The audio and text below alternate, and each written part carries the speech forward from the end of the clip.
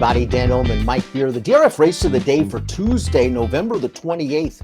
Stakes action at Zia Park. It's a 300 grander to close out the card. Race number 10 at a mile and a 16th. Let's take a look at the field for the Zia Park Derby. Pretty solid group in here. The 7 Arrow the Great, who is expected to add some paces, likely going to scratch. He just ran the other day in Southern California. Red Route 1 is your second choice on the morning line, Mike. This horse has a very strong late kick. He showed it off when second in the Oklahoma Derby. But can you really trust a horse like this with his running style if he doesn't get any pace?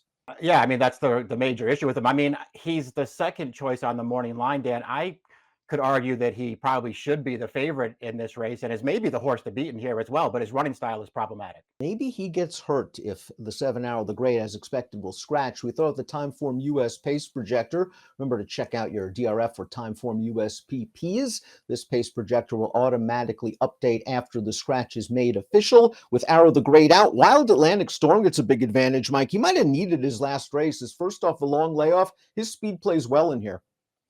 It does. He's capable of getting any kind of a trip in a race. He doesn't need to be on the lead, Dan, but the scratch would help him. We'll see how it all plays out. I just sort of felt like having the rail in this race with Slip Mahoney. You'll see that horse going forward. Well, he has the tactical speed certainly to be forwardly placed. You'll notice that the 5 Red Route 1 has the LP flag over his chiclet. That designates that Red Route 1 has the fastest Timeform US late pace rating. As for Slip Mahoney, he is coming into this race in very good form for trainer Brad Cox. He scored last time out at Churchill Downs. That was the Bourbon Trial. He's been freshened up since that race. He was gelded over the summer, and ever since then, he's kind of come back in pretty good form. I like that he turned it around a little bit because this is a horse who earlier on in his career, especially, Dan, when he was showing speed, he just sort of felt like he had a lot of potential for Brad Cox. And I don't know what happened in the spring this year, Gotham Wood, Long Branch, where for some reason he's just way back in the pack early. It just didn't seem to make that much sense. He's found his speed again over the summer. His last 3 races are all good. I could argue when he lost 2 starts back that he ran the best race that day and trips made the difference. He gets a good trip in here. He's going to be tough. And from the inside post, again, with his tactical speed, he should be able to work out a trip from close to the pace. Heroic Move is the number 2, and this horse has done some good things for Robertino Diodoro. Really didn't fire his best shot in the Oklahoma Derby 2 starts back, but he came back with a drop in class and maybe a confidence-boosting performance going a mile at Remington Park. You're going to see him split rivals here, 4 wide turning into the stretch. It was a race where the pace completely fell apart, and Heroic Move at 1-5 gets away from this gray horse in the last 16th. Right, a race that he was kind of supposed to win, and then the trip ultimately really worked out for him. And it's a nice rebound performance for him. I just had trouble liking him off of the race 2 starts back then. It felt like they really tested him for the first time in the Oklahoma Derby. I just didn't think that he ran that well. Wild Atlantic Storm had a very good 2-year-old campaign last year at Remington Park, sweeping through the Clever Trevor at 7 furlongs and the Springboard Mile, but unfortunately, he missed the big races this year. He came back in Iowa last time out at Prairie Meadows, and this was a race where I can understand him being odds-on off of a lengthy layoff against fellow statebreds. He has a big lead in the stretch, but maybe, just maybe, he felt the effects of the layoff late. I would expect better on Tuesday. It's fair to look at it that way. I mean, ultimately, this is a pretty bad loss. Yeah. But he is off of a long layoff. He did sort of have to work to take over this thing around the second turn. I think he had to work just enough. You can see how tired he is at the end.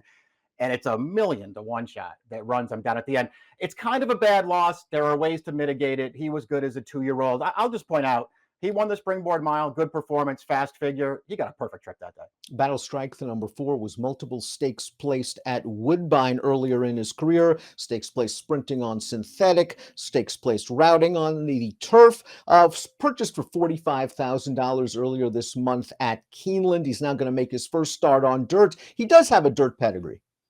He does. It's sort of interesting that he switches surfaces in this race because it's not like, at least in my opinion, it's not like he's facing a bunch of killers here. If he can handle the surface switch, I don't know how good he is, Dan. I remember really liking his debut as a 2-year-old for Cassie, and I guess he did some good things after that. Red Route 1, battle tested to be sure. Steve Asmussen has not been afraid to run this horse in some major races, but Steve knows where to place his horses. This is his most recent effort, the Oklahoma Derby, and as we said, Red Route 1 is the kind of horse that doesn't have a lot of speed, and he needs a setup, and he also needs a trip, and he's going to make his run now and split horses, but maybe he just gets him in a little bit tight here, and that curtails his run. He's only going to beat a nose in a race that's already produced 3 next out winners. Yeah, this is a pretty tough beat for this horse because he gets there at the end. He's going to miss a head bob to a stablemate of his who I think paid over $90 in this race. But I don't know, man. I thought he ran well. I just really appreciated more than anything else about that race, Dan, is he just didn't get too far away. He was still at the back of the pack, but he wasn't too far away when that field came into the stretch. We've seen this from Asmussen. It seems like he has at least one of these every year. He's a good horse. He's not quite top level. And once Asmussen realizes that, he finds great spots for these horses like this. He found another good one here. One of the 3 next out winners from that race. The 4th finisher came back to win a stake at Keeneland, the Perryville, with a 97 buyer. Joe Rosario retains the mount on the 5, Red Route 1. The 6, 2 Rivers Over, claimed for $30,000. 4 starts back by trainer Doug O'Neill. This horse scored last time out. A first-level allowance race at Del Mar. Gets to the outside here, Mike, and he just really grinds this down. He really wanted to win. The horse on the lead looks comfortable, but 2 Rivers Over is going to get there. I like the way he finishes. He closes this horse down in the lead, Dan. It's a pretty nice run from this horse through the last furlong or so to get the job done. This is 3 wins in a row now on dirt for this horse. His figures are headed the right way.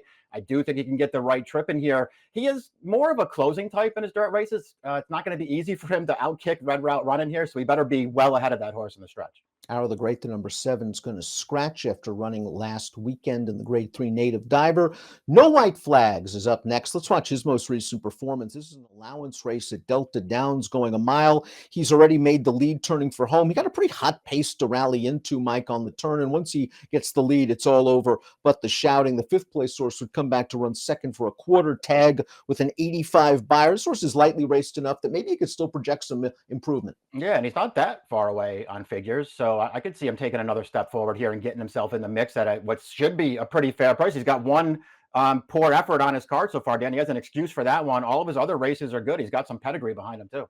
Before we take a look at our top selections, please click that subscribe button on the Daily Racing Form YouTube channel for the latest DRF videos, top pick times, Zia Park Derby. We're both thinking that Slip Mahoney's going to get the jump on Red Route 1, turning for home, and maybe, just maybe, that'll be enough. They're pretty evenly matched. Yeah, we'll see. I like the form he's in. I think he's going to get a good trip in this race, Dan. To be honest, I looked at this race longer than I really wanted to, and ultimately just decided I'm probably not going to bet it. I put the 2 favorites, 1, 2 in here. If for some reason the 6 in this race, 2 Rivers Over, winds up like 20, 25 to 1, maybe I'll take a shot with him.